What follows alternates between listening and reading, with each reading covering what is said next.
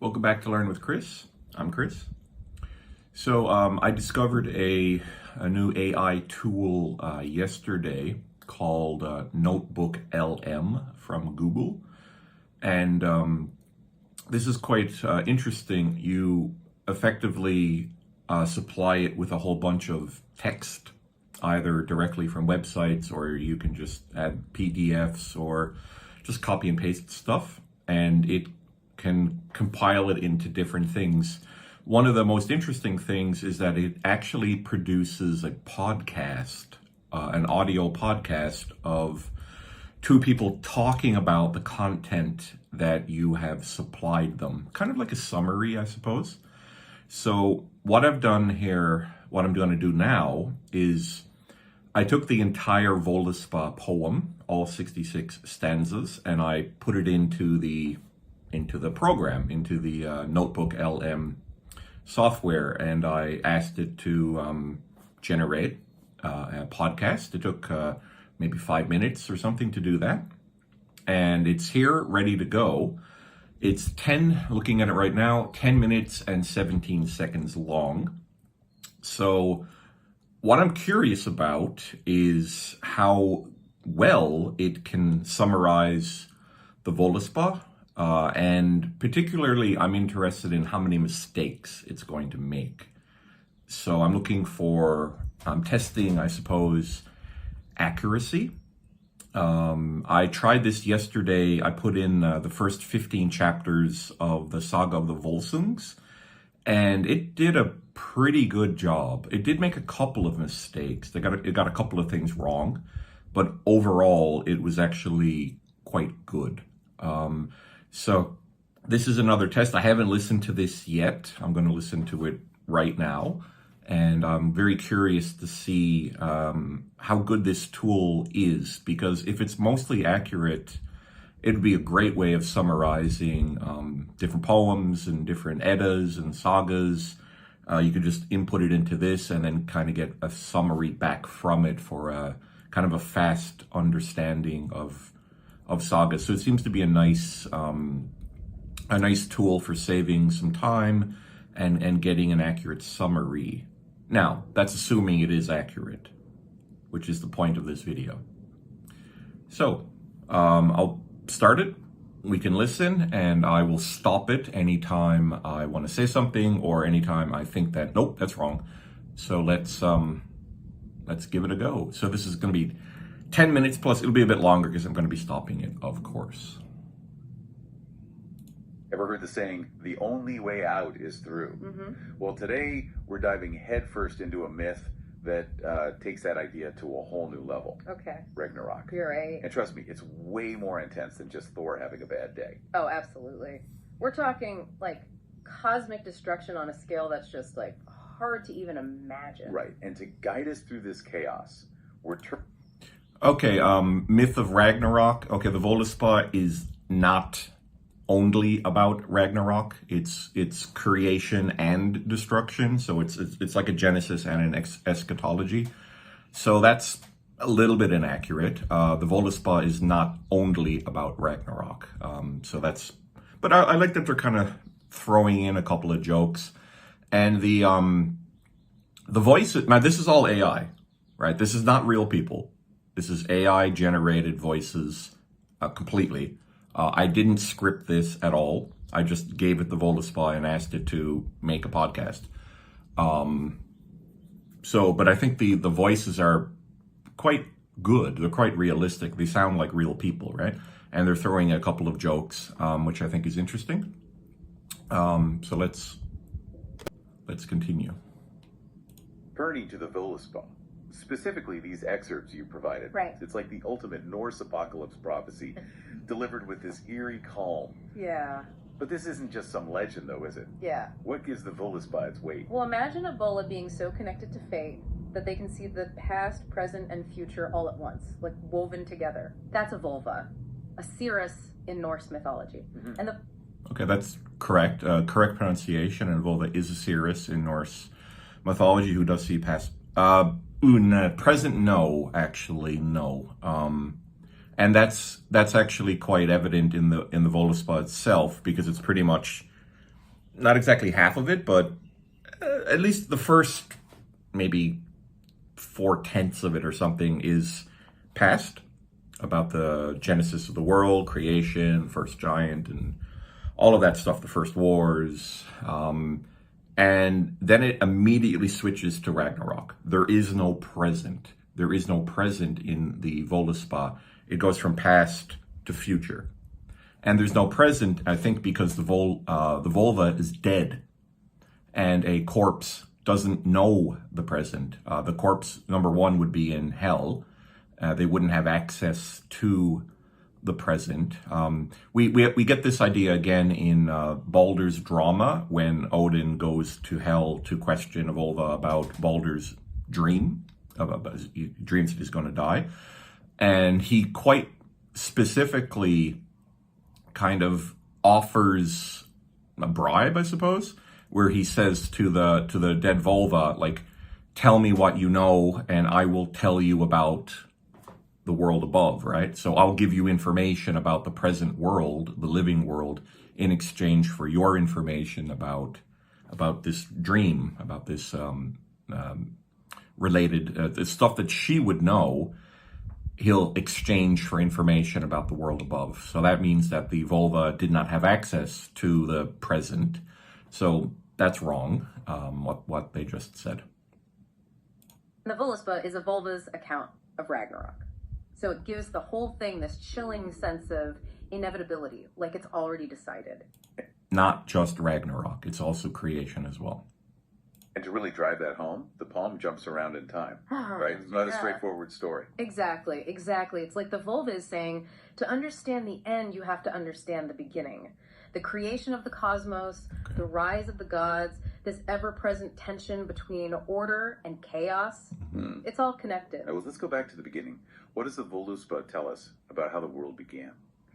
Well, forget any peaceful images of creation you might have. Okay. It starts with Ymir, this primordial giant who embodies... Ymir? Ymir. Okay, so a mispronunciation. Yeah, I guess that's probably reasonable. I think it's reasonable for the AI to be pronouncing words, foreign words, Norse words. They'd probably be pronouncing them maybe as they're written in English. So we're probably going to see some mispronunciations of words here. And it didn't begin with Ymir. It began with Gugungagap. He came a little bit later. It's pure chaos. Okay. And get this, the world is literally formed from his body.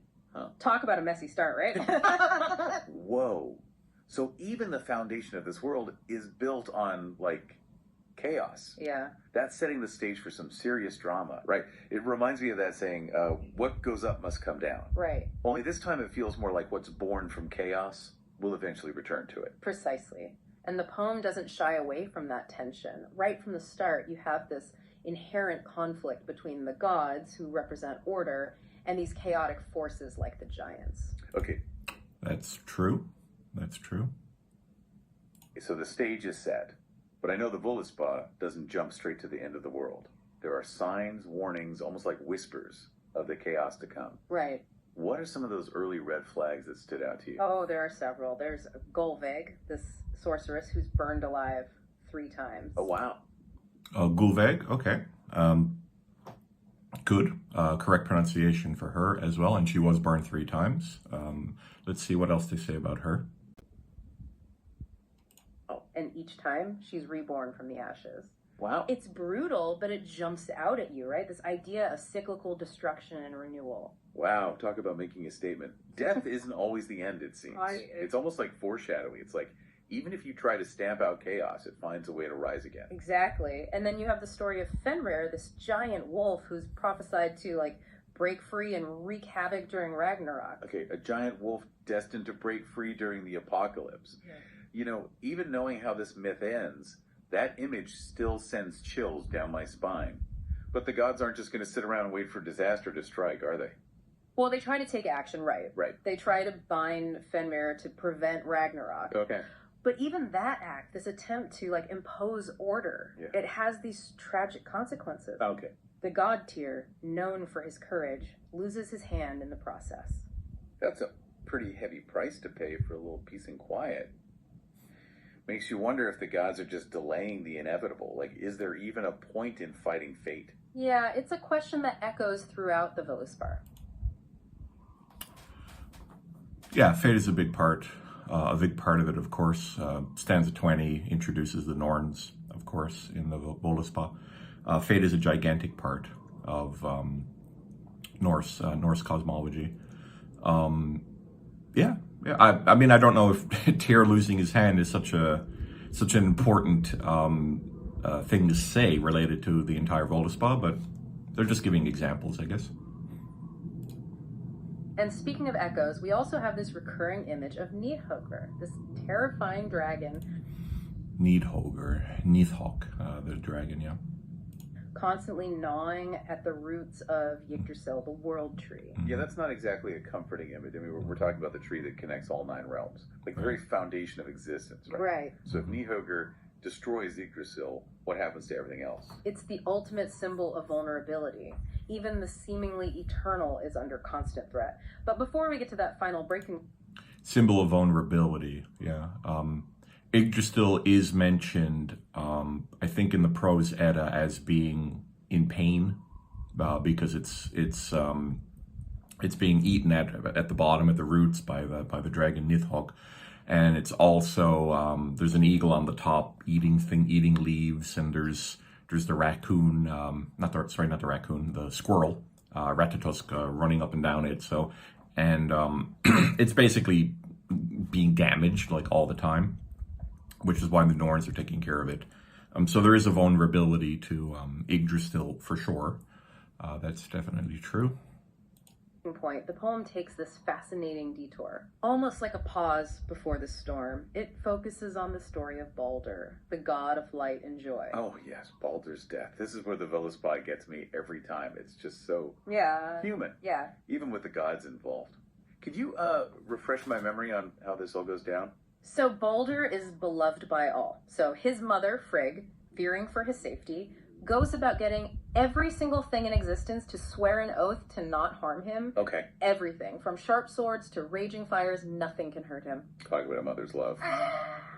But knowing mythology, nothing is ever that simple, is it? You know it. There's always a catch. In this case, it's the seemingly insignificant sprig of mistletoe that Frigg overlooks. Oh man, I can already see where this is going. Okay, she didn't overlook it. She thought that it was too young to swear the oath. So she asked everything except for mistletoe because mistletoe was so new or young that she didn't bother. She didn't overlook it. So that's a little bit wrong. But mistletoe did not give the oath, which of course is important because Loki is going to use it to kill Balder. Right. Yeah. And who should seize upon this tiny oversight but Loki, the ultimate trickster god? He tricks Balder's blind brother, Hur, into throwing a dart made of... Hur? Honir? Or Hoth? Hoth. Actually, I'm actually forgetting exactly his pronunciation of his name. I think in English it's written as Hoth, something like that. I forget the Norse. It's not Honir. Honir is one of the 3 gods that helped Odin actually create people. And Honir is also the god who lost his head when he was exchanged in a truce in the Vanir after the Aesir-Vanir War, because he wasn't very smart and wasn't very wise. So that's a different. That's not the blind god. So, but I'm actually Hoth, I think, is his name, but they're mispronouncing it here. that very mistletoe at Balder. And because of the oath, nobody suspected a thing. Exactly. It's heartbreaking. It reminds me of those classic Greek tragedies, fate, hubris, a little bit of trickery, and boom, tragedy strikes. But I remember this detail from the poem about Frigg weeping in her hall, Fensalir. It's more than just a mother's grief, right? Absolutely. The name Fensalir is often interpreted as sea halls, possibly a poetic reference to the sun setting over the ocean. So with Balder, who represents light and joy, his death is mirrored in the setting sun, like light literally fading from the world. Wow, that's powerful imagery. Okay, so Baldur's death is a turning point. The guys are devastated.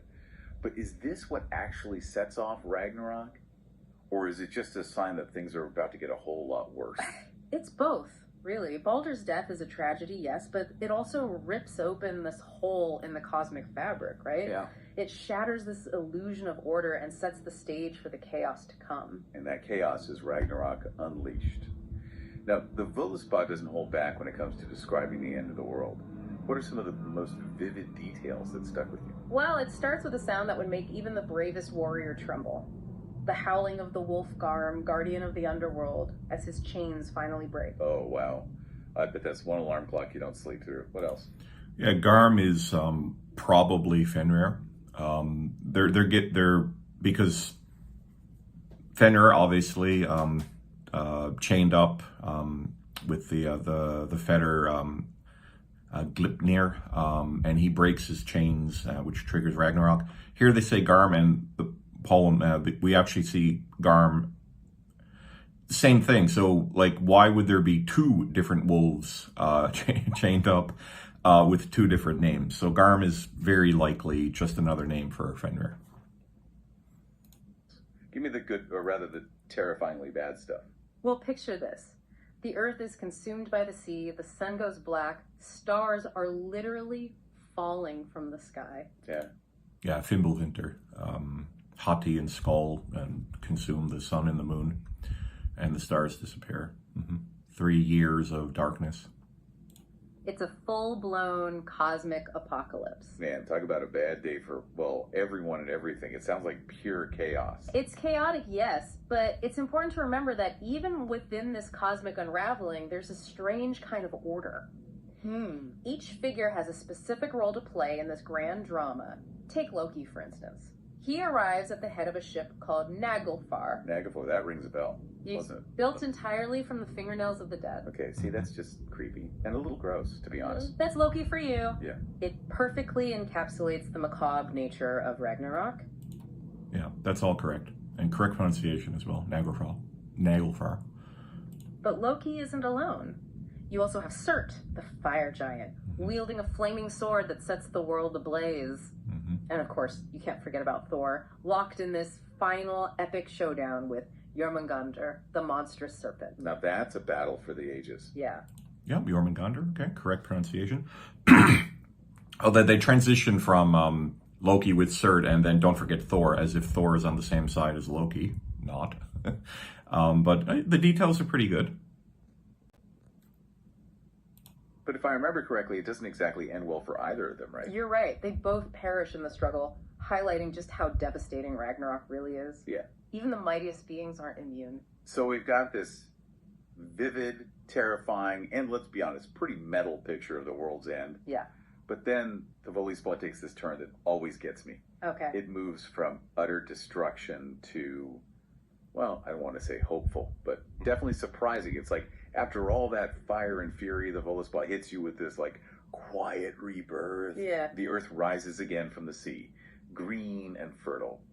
Did any other details about this new world stand out to you? Oh, absolutely. It describes, like, waterfalls roaring, an eagle soaring through the sky, catching fish in its talons. It's this powerful image of renewal, of life finding a way even after such complete devastation. It's almost like hitting the reset button on the universe, isn't it? Yeah. But it's not just the physical world that's reborn, right? What happens to the gods? Do any of them survive Ragnarok? Some do. Balder actually returns, which is fitting considering how central his death was to triggering Ragnarok in the first place. Right. Balder coming back is it's just interesting how that works, because when Balder died, when he was killed, he went to Hel because Hel was given the goddess Hel, goddess, I suppose. She was given authority over the dead of all 9 realms, including gods. So Balder went to her realm under her authority.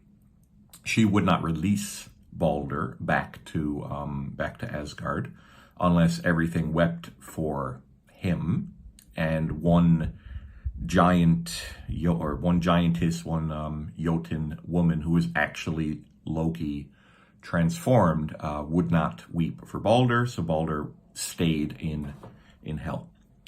Here, after Ragnarok, he returns, and a couple of ideas for that. It could be just cosmic justice, because he was, unjustly killed, and he gets to exist after Ragnarok. It's like because he's pure and innocent, and something like that. That's one idea. Another idea is that Hel herself also dies in Ragnarok. Therefore, she no longer has dominion over the dead, and Balder just comes back because there's nothing to stop it from happening, right? Because she's no longer preventing him from leaving effectively. We don't know, but those are some thoughts. And the surviving gods, they gather in Ithavoll, a place that's associated with the reestablishment. Ithavoll, so a little bit mispronunciation there. The gathering places of the gods. They mention it at the beginning of the Völuspá, and they also mention it at the end as well. It's like a grassy field. It's an outdoor area where the gods came together to make their decisions. And they'll return to the same place after. Of order. So it's not just about erasing what came before, it's about this cyclical return, a new beginning built on the ashes of the old. So even after Ragnarok, with the world literally engulfed in flames, there's this sense of hope, of continuation. It's not just an ending, but a transformation. Exactly. And that's what makes the Völuspá so powerful, It doesn't offer a simple happy ending where good triumphs over evil and everything goes back to the way it was. Yeah. Instead, it presents this idea that destruction and creation are intertwined, part of this larger cycle. The cycle is a key point. The whole cosmology is cyclical. And they might mention this. There's still like a minute left to this podcast. But they might also mention that and they probably should mention because it's important, that the dragon Nidhogg will survive Ragnarok as well, which is symbolic of the fact that evil will continue into the next world, right? So it's, as they said, it's not all bunnies and happiness. So evil the next world will also have problems as well, right? So it's not going to be a paradise, right? So they're probably going to mention this. Pretty profound message, especially for a story about the apocalypse. But there's this one last image in the poem that always stuck with me. And it's not exactly sunshine and roses. Right. It's that whole bit about the dragon. Yes. The dragon rising from below, carrying corpses on its wings. Yep. It's a chilling image to end on, isn't it? It definitely doesn't scream happily ever after. Yeah. What do you make of it? Is it just there to free people out, or is there something deeper going on? Well, I think it serves as this powerful reminder, Ragnarok may be over, a new world has begun, but that potential for darkness and destruction, that never truly disappears. It's a reminder that the cyclical nature of existence, it cuts both ways. It makes you wonder, doesn't it? What does it really mean for the world to end? Is it a finality or simply a transition into something new, something potentially even more chaotic? And with that image of the dragon, the Völuspá leaves us with more questions than answers.